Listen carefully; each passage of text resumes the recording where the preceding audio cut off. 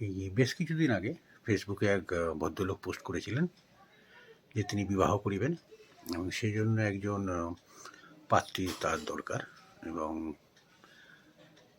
কথাটা এরকম লিখেছিলেন তিনি যে গরিব ঘরের পাত্রী হলেও চলবে এবং কম শিক্ষিতা হলেও চলবে। তা এইরকম বাক্যটা বোধহয় অনেকেরই ভালো লাগেনি। তো সবাই প্রচণ্ডভাবেই তাকে নানা রকম বিরূপ মন্তব্য করে। আমি একটি কমেন্ট করি, আমি ভালোভাবেই লিখে থাকি যে ব্যাপারটা একটু অন্যভাবেও লেখা যেত। এটা যোগ্য পাত্রী দরকার।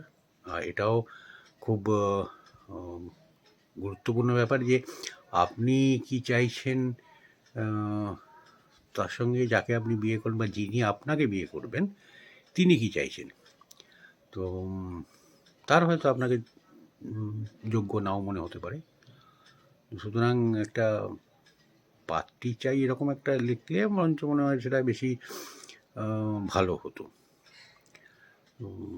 স্বাভাবিক। এবং হয়তো তিনি বলতে চেয়েছিলেন যে হয়তো তার কোনো দাবি দাওয়া নেই, যে কোনো একজন পাত্রী হলেই হবে, যাকে মানে যার সঙ্গে তিনি আর কি বাকি জীবনটা কাটাতে পারবেন। তো কিন্তু লেখার সময় আর কি এরকম মানে কোনো দাবি দেওয়া নেই কথাটা লিখতে গিয়ে বোধহয় উনি লিখে ফেলেছেন যে কম শিক্ষিত হলেও চলবে, গরিব করে হলেও চলবে। ভুল, ডেফিনেটলি কথাটা ভুল, না পছন্দ করার মতোই কথা। এরকম লেখার কোনো কারণ নেই। কেন যে লিখেছিলেন, মানে কী ভেবে লিখেছিলেন জানি না। যাই হোক, তারপর আর পোস্টটাকে ফলো করা হয়নি যে কী করেছেন তিনি। কিন্তু একটু ভেবেচিন্তে লেখাটা বোধহয় সোশ্যাল মিডিয়ায় খুব দরকার। একটা মানে এটা অপরজনকে হয়তো একটু অপমানজনক কথাবার্তা হয়ে যাচ্ছে আর কি। কথাটা অন্যভাবেও বলা যেত আর কি। এমনভাবে লিখে ফেললেন তিনি, কথাটা মানে ভয়ঙ্করভাবে তিনি আর কি খুব মন্দ কথা শুনলেন, যাকে বলে গাল মন্দ খেলেন সোশ্যাল মিডিয়ায়।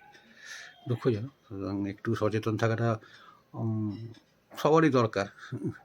কী লিখছি একটু তাড়াহুড়ো না করে চিন্তা ভাবনা করে লেখাটাই বোধহয় ভালো। ইচ্ছে হলো, মনে হলো, তাই রিল করে ফেললাম একটা, এই আর কি। Thank you.